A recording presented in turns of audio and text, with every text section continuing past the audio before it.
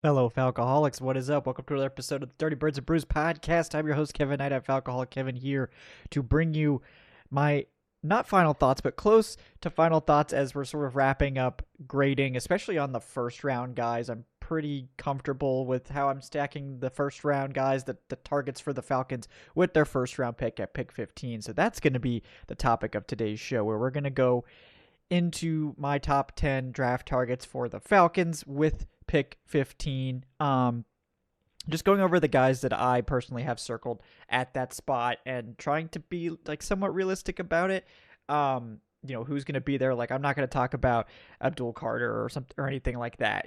These not going to be there, right? I don't think the Falcons are trading up or anything like that. So given that, gonna focus on guys I think who have a realistic chance of being there at pick 15, or perhaps a trade down, that sort of thing too. So that's what I'm going to be covering today, getting into the top guys, those guys that I have circled as my favorites and ranking them for you. I know these rankings will be, totally uncontroversial and no one will disagree with them because obviously my draft takes are always correct, so don't have to worry about that.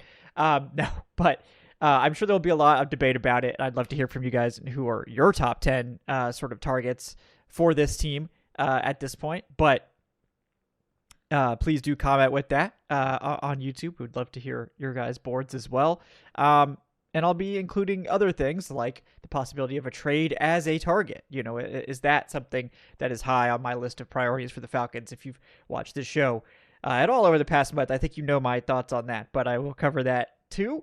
And we'll get into some names here that I think all Falcons fans should know and have sort of at the top of their mind going into draft day. Before we dive into that, real quick, I want to bring you guys a word from our sponsor, MyBookie, folks. The Masters are back. There's money to be made. Golf's most iconic tournament tees off this week, and MyBookie is the ultimate spot to cash in on every swing, upset, and Sunday charge. Outrights, matchups, live betting, long shot bombs. You can do it all with MyBookie Money Bag. If there's an edge, you'll find it here. Not only that, but this weekend also coincides with UFC 314. If you're new to MyBookie, I've also got something you guys are going to want to take advantage of. You can deposit any amount from $50 up to $2,000 and get half matched instantly with our promo code. It's MM, like March Madness, 50. Unfortunately, March Madness is no longer going, but the promo code is. There's no waiting around. You don't need to bet to receive the bonus cash. It's just bonus cash right away for you to use. If think you got a read on what's going to go down at the Masters, maybe you're looking to take advantage of a Michael Chandler boost for UFC 314, now's the time to hit that up. You can bet on anything, anytime, anywhere, only with MyBookie. So go check those guys out. When you sign up, make sure to use that promo code MM50, like March Madness 50. All right, let's dive in to my top 10, starting with number 1, and this one's going to be very controversial, I imagine. Just kidding. Number 1 is trading down. There will be some controversy at number 2, I'm sure. But my number 1 priority would be a beneficial trade down. Not just like any trade down, obviously, but a good trade down that allows the Falcons to pick up at least one day 2 pick and, another day 3 pick to sort of fill out that side of things too would be great. Like the trade that we made on Monday's live stream, where we went to 23 with the Packers and then picked up a second round pick and a 5th rounder. That will really fill out the rest of the board for the Falcons and allow them to get 2 big contributors in the second round and probably still get one of the guys that is going to be on this list. Like, I would be shocked if all of these guys I'm going to list off are gone at 23 or even 25 for that matter. So I think that's the top priority for me. That's what I personally would want to go for. But again, you got to have 2 to tango. The compensation's got to be good enough to make it worthwhile. And much of that's going to depend on what happens ahead of pick 15, picks 1 through 14. I think if Shedeur Sanders is there at 15, that'll be an obvious opportunity to trade down there. Do any of the top offensive tackles make it here? I know the Falcons have been sniffing around tackle. I do wonder if that's because they are interested to some degree, but also to sort of drive up the market there, because if the Falcons can make other teams think they're interested in tackle potentially, they maybe could try to ask for a little bit more compensation. It's all gamesmanship, whatever. But I do think that Atlanta's got a very interesting setup here. I think ultimately, I think a trade down can happen. I think the Falcons have done a pretty good job of making the rest of the league aware of their intention to trade down or desire to trade down, which is nice. You don't want to try to make something come together completely at the last minute, but much of that is going to be out of the Falcons' hands. So number one, being a trade down, again, want the compensation to be good, right, or fair at the very least. And if that can happen, then that's great. Outside of a trade down, number two would be, and this is where the controversy starts, right? I'm going to have cornerback Jade Baron as my probably number one target for the Falcons, not including a trade down. So it'd be number two in this scenario. I think Jade Baron has potential to be an elite player, a Trent McDuffie sort of style cornerback that's going to be an elite slot corner that can play outside for you if you need it. But, given how nickel is sort of the current state of the NFL, and you're going to be in your nickel corner, your slot guy has to be a big time contributor. If you have a very good slot corner, an elite slot corner that allows you to stay in nickel without sort of compromising your run defense or compromising other things, it really improves your ability to defend these elite passing attacks, especially ones that feature a slot receiver. And I think Baron gives you that and gives you just a super clean prospect that I think has really high upside at the position, can play outside too if you need it, but just gives the Falcons, I think, an elite, duo, at least in the secondary. I think Mike Hughes on the outside as corner two, is a good option there. I wouldn't put him in that elite category, but it helps you really shore up your secondary in a big way. And I think that, he's just the cleanest guy here, the guy I feel most confident in coming in and being a Pro Bowler, and maybe even right away. I just think he's a great player. And I just have a hard time poking holes in his game. He doesn't have necessarily the most ideal measurables. That's why he's probably, a higher end slot corner, but on tape, there's just not really much that concerns you. I think he plays above his size. He's a great athlete, super technical, can play zone, can play man.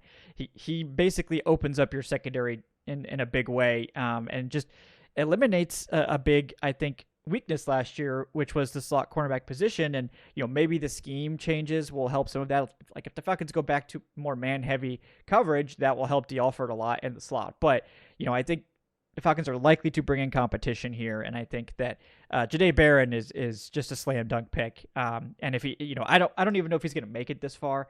I mean, I think to me he's the number one corner in the draft, so I wouldn't be shocked if he does go earlier than this, because I think the 49ers in particular will have him really high. It may not make it, but he's the one that I would pass up an edge rusher for, right, at 15. Next guy on the list, number 3 here, edge rusher Mike Green. And, I think Green is just a hair below Baron for me. I think Baron's clean profile, clean off the field, all that stuff, is just going to lift him over Green for me. I think obviously edge rusher is the bigger positional need, but I don't want to go too hard in that direction. I think if I can get a clean blue chip player like Baron at a position that is a premium position, in my opinion, I think slot corner really is now. I think Green is the next guy and sort of, I think Baron and Green are the two guys that would give me the most pause on a trade down and demand the most sort of compensation for me to consider moving off the pick. You guys know my thoughts on Green. Green on the field, love the tape. I think he's going to be an outstanding NFL player.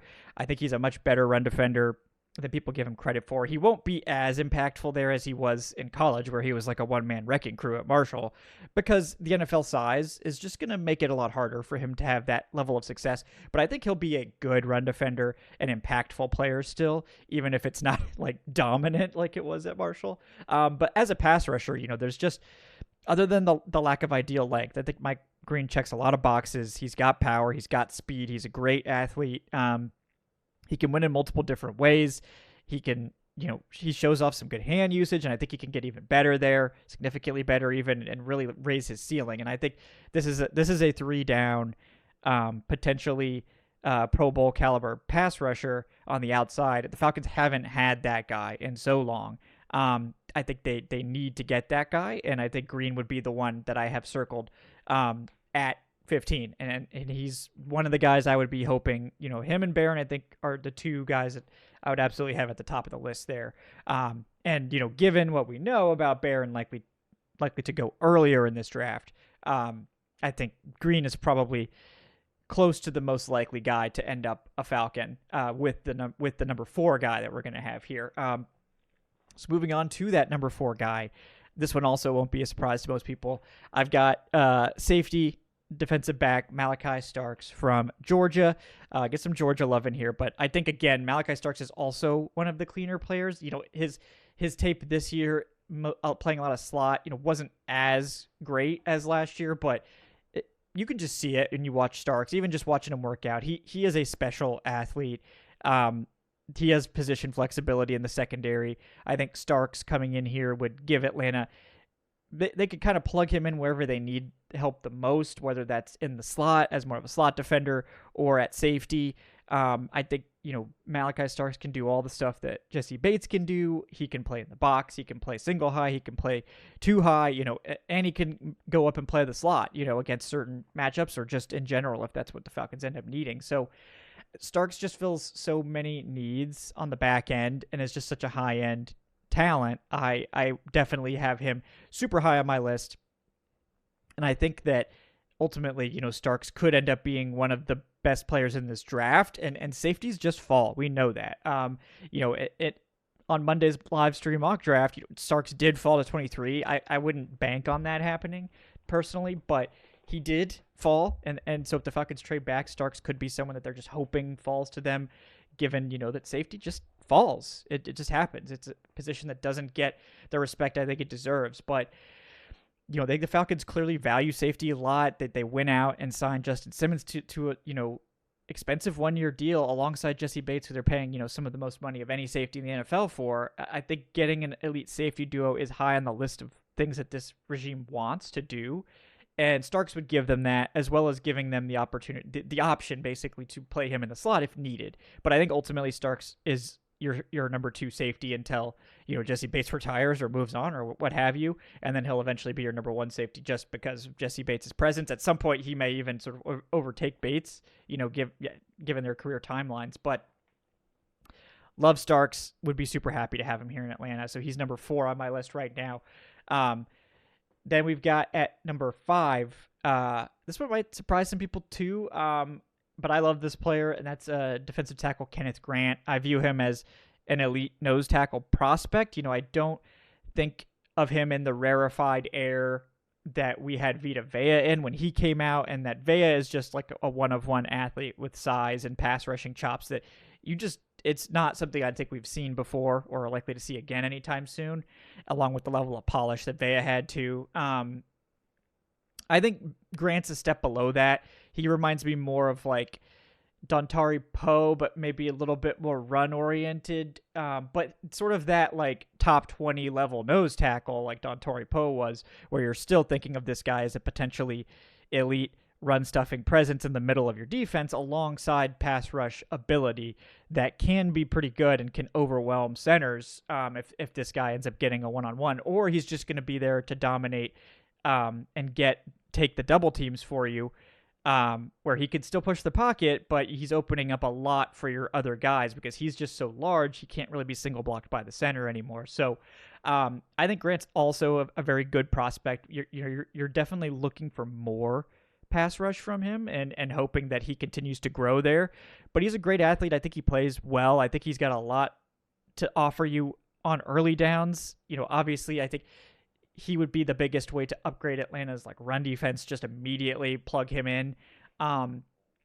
But I think what he offers you, overall, I think that's sort of an underrated piece of this, is that you can't really have a great pass defense without a good run defense, right? Because if you're getting run all over and teams are getting third and short, you're not really going to be set up in a way that you can defend the pass at that point. You have to get teams into third and long to really flex your pass rush muscles and let your secondary take over.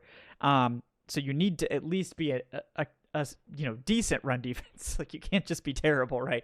And I think Grant would accomplish that and give you pass rush. It's not going to give you the same level. Like, he's not going to give you Mike Green pass rush. He's below Mike Green for me, okay?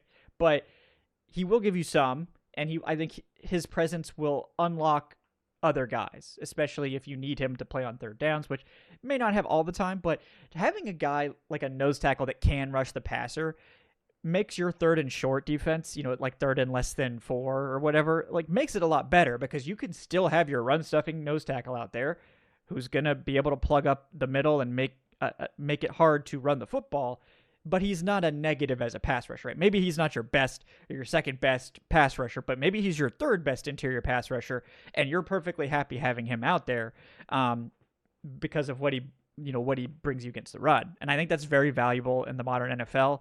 Teams are starting to move more towards the run game. We've seen that too. I think Grant's a forward-focused pick that helps the defense in a lot of ways and does beef up that defensive line, which, look, defensive tackle, it's not edge, but it is defensive line. It does help. So I would be really happy to get Grant here. I think he's underrated at this point for sure. Number 6 on the overall list here for targets at pick 15 is linebacker Jiad Campbell. Campbell's hype has gotten really out of control. I mean, I really like Campbell. I have Campbell as my number 1 linebacker. I'm totally fine with him as a top 20 pick, but I've started seeing him top 15, top 10, and that's fine. If you've got a big need at linebacker and you like what he can do as sort of an all-around player, don't have any problem with it. I have him at 6 overall here for the Falcons. I really like Jiad Campbell. He does need some work. He's a guy that doesn't have a ton of starting experience, but he checks all the athleticism boxes, the size boxes. I think he's a versatile player. He can play all 3 downs for you. I think he's got some coverage chops to him.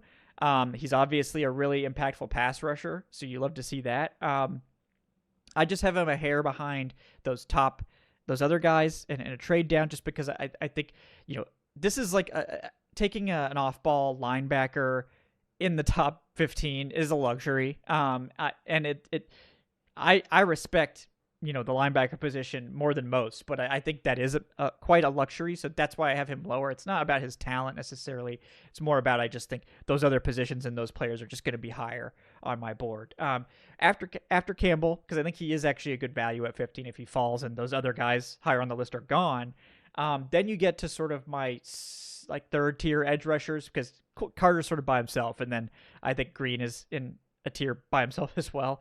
And then you get to sort of this clump of guys that I like, but I don't necessarily love at 15, because I think they all have some issues. So number 7 overall is going to be Michael Williams, the edge rusher from Georgia, and probably going to shock people that Jalen Walker isn't here yet. We'll get to Jalen Walker, but I think, again, if you guys watch the show, my thoughts on Jalen Walker. We'll talk about him at the end. I like Michael Williams. I like his potential. What I like most about Michael Williams is his really high floor, because we've seen a lot of edge rushers come into Atlanta and bust because they can't really give you early down production at all. So you're really hoping, this is basically Vic Beasley in a nutshell, right? He's kind of a net negative as a run defender. So you really need him to be an elite pass rusher to justify it. And he did give you 1 year of elite pass rush, but that was it. And it's you can't really have him out there to get the reps unless it's just pass rushing situations. And I think Michael Williams gives you the floor to immediately come in and play early downs as a force against the run. I think he's very good there. And he's got all the traits and the pass rush ability. He just really hasn't been given much of an opportunity to do it. Everyone's going to point to the final game of the 2023 season where he was finally unleashed as a edge rusher, specifically a pass rushing edge rusher, and he had his best pass rushing game of his career. And then he promptly was sent back to play 4-eye every down for Georgia. He did it playing through an injury. I think there's a lot of reasons why you can be very excited about Michael Williams' long-term outlook, but given sort of, those limitations, that's why he's a little bit lower for me, because you're sort of hoping that you can teach him the finer points of pass rushing. But given how technical he is against the run, the traits that you see, the frame, which is just prototypical, right? There's no reason to think that he can't get there if you trust your coaching, which that's another conversation entirely. But I think Michael Williams' upside is very good. And I think the floor of a good run defender means that he will be able to get on the field and play immediately for Atlanta, which they really need. And hopefully he can continue to grow into a pass rusher, even though I'm not sure he'll ever be like a Mike Green, Abdul Carter level pass rusher, or even one of these more pass rush focused guys. I think that he's still worthy of this pick because you have to start you need this type of guy. Like I think Michael Williams is probably the ideal edge too. And those guys go in the first round too, because there's just not that many true elite edge ones, that double digit sack guys. They don't, they're at the top of the draft, or you're trading or you're signing them, right? So I think Michael Williams is a very good edge too. That's maybe like a 5 to 8 sack a year guy, reliably getting you pass rush production, not necessarily stacking up crazy high numbers, but is also going to be one of your best run defenders and give you that 3 down ability, and a guy that you just don't ever have to worry about putting on the field. Like, he can give you pass rush, and he's going to be able to stop the run really well and set up maybe your DPRs for better reps, on third and long and stuff like that. If he's playing a lot of early downs, he might get rotated out sometimes.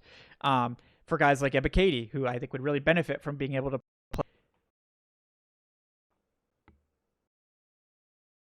play more type stuff, or just across from a competent edge rusher for once.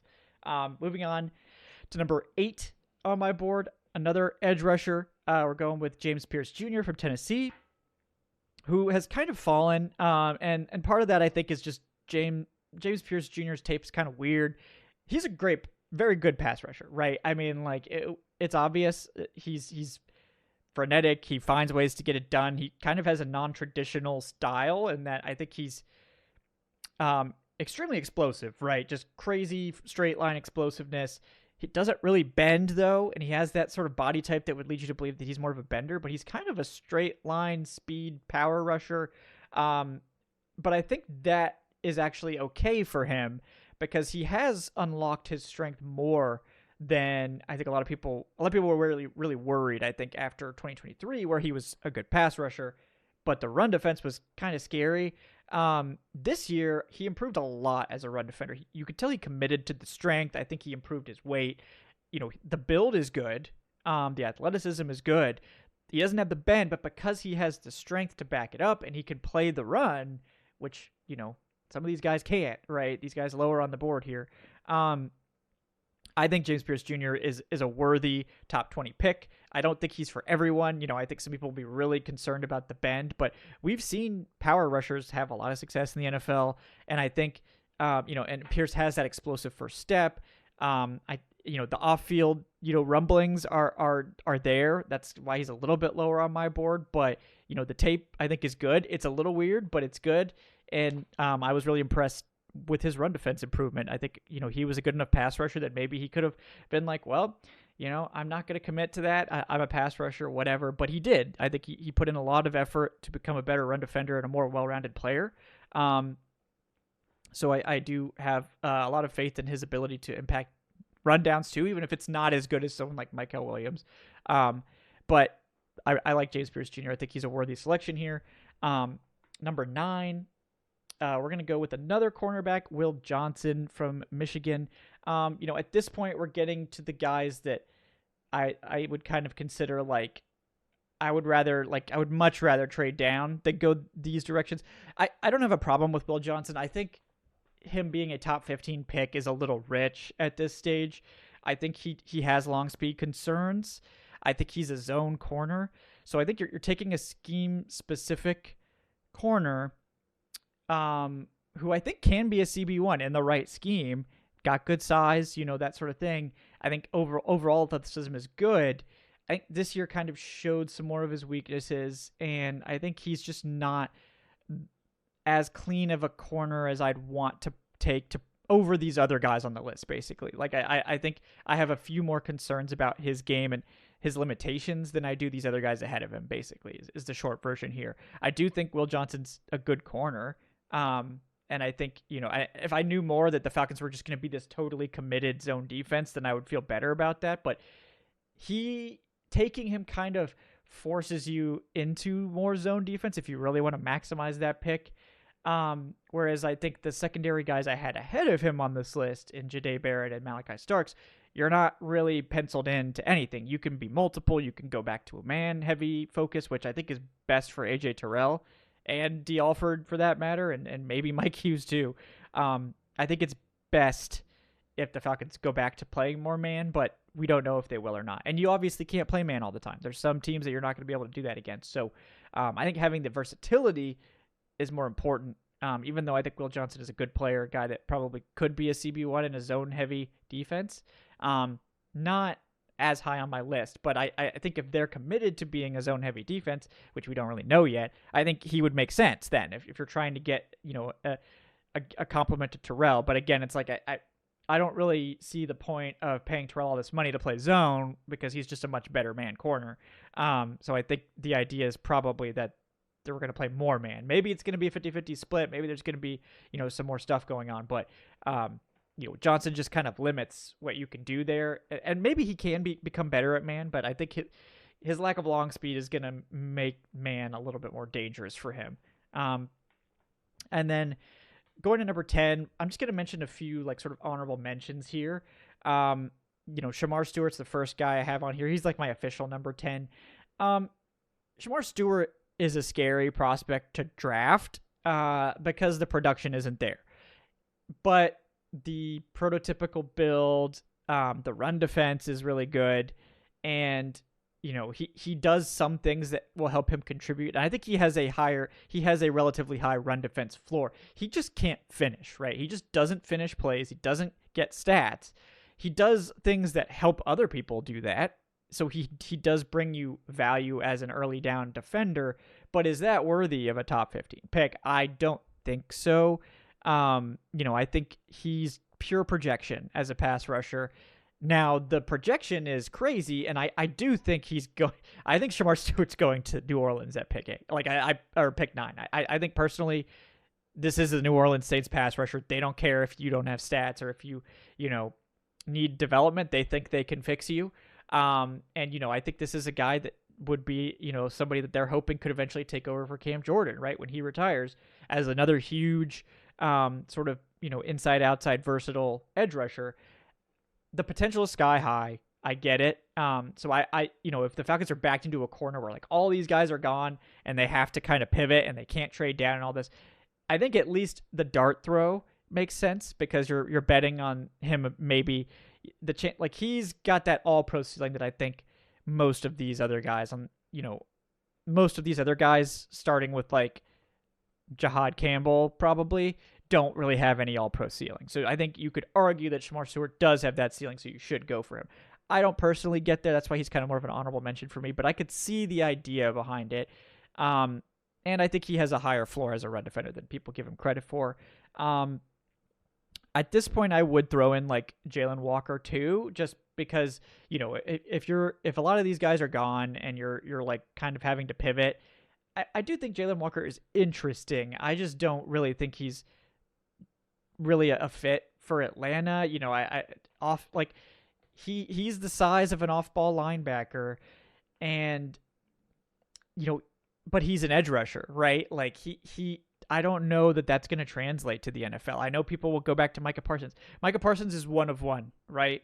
And maybe Jalen Walker is one of one, but I think betting on that routinely is going to not work out for you. And not to mention Micah Parsons' college tape was drastically better. Let's not make any, let's not joke around here.